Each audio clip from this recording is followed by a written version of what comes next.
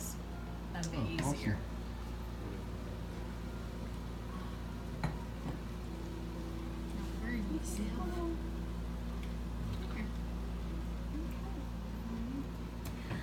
Okay, and Mark and I were talking about how when they did Passover, it wasn't like this super serious ceremony kind of a thing. It was their dinner.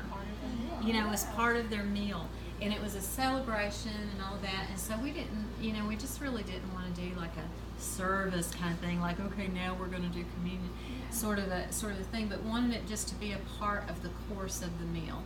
And so that's why we those that were here earlier, we served different courses and had just a family dinner time together. And I've got the different things here, but I don't have all of them. We didn't have lamb. We have lamb right here. But we have, yes, but we have the lamb. And of course, the lamb was served because he represented the Passover lamb, and that Jesus it was a foreshadowing of Jesus to come. And I just have the other little things. The last time we did the Seder, you're supposed to do a little thing where you go through the house and you feather up all the leaven, get all of the crumbs out of the house, and that represents getting rid of your sin, repenting of your sin and getting rid of the sin in your house.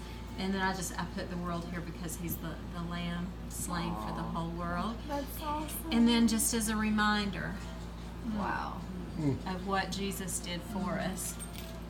I mean, that, and just pass that around and feel the weight of what he took upon himself. He humbled himself by becoming obedient to the point of death, even death on the cross. Oh, is that your phone? Yes, I'm sorry, go ahead. I heard the music. I said he humbled himself by becoming obedient to death, even death on the cross. Even death on a cross. And of course the cross was the ultimate shame, because it would pass. Oh, I'm sorry, you were filming.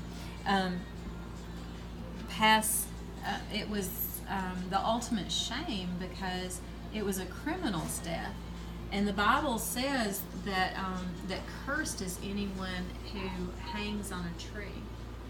And there was the curse that he took upon himself, by doing all of that for us. So that's what we remember. And Jesus, when he had the Passover with his disciples, he said, "Do this in remembrance of me." And so that's what we remember. And they had different things in their Passover that represented, like their life in Egypt as a slave. They would have herbs, and we didn't have parsley, and this is my celery that I'm growing, so I did that, but we're not going to actually take that. But if you want to dip your finger in, we've got the salt water that represented their tears, and they would dip parsley or some kind of herb, a bitter herb a lot of times, into the salt and taste it, and it would represent their tears of slavery. This is horseradish, which represents the pain and the suffering and the just all of the bitterness of what they went through. And this is actually something that was added. This was not in the original Passover meal, but it was added later. And I didn't do it the last time we did it. But Mark and I were talking today about when you open your heart up to love your neighbor, that there's a breaking that takes place of your heart, the hardness. And I thought, I don't care what it represents as far as tradition or whatever. To me, today it represents the breaking of a hard shell around our hearts to get to what is life inside. The egg and the things that it might represent. And I'm not going to even peel it, but I wanted to do that because until our hearts are broken with the pain and the sorrow of others, we don't really love. Because we have a hard outer shell, and there's my phone.